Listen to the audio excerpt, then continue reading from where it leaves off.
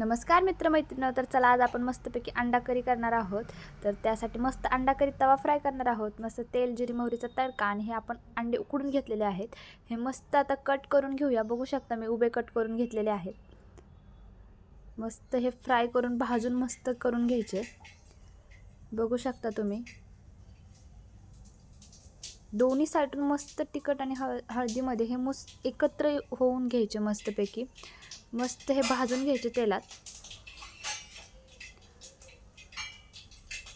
बघू शकता तुम्ही केलीत का कधी तवा फ्राय भाजी अशी? मला नक्की सांगा। नसेल केली तर बघा एकदा करून ट्राय, खायला खूप छान लागते। आता बघू शकता पूर्णपैकी नीट व्यवस्थित भाजलेले आहे दोन्ही साइडला। आता हे एका प्लेटमध्ये मस्तपैकी काढून घ्यायचे। बघू शकता हे आता मस्त पैकी कांदा हा बारीक चिरलेला भाजून घ्यायचा।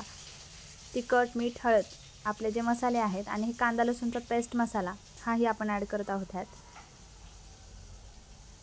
एकत्र असं हे मस्त होऊन द्यायचं। त्यात मस्त खोबऱ्याचं जे दूध असतं म्हणतात ना, ते आपण ह्यात ॲड करणार आहोत। आणि अंडी वरतून थोडीशी बारीक चिरलेली कोथिंबीर टाकायची। खायला अतिशय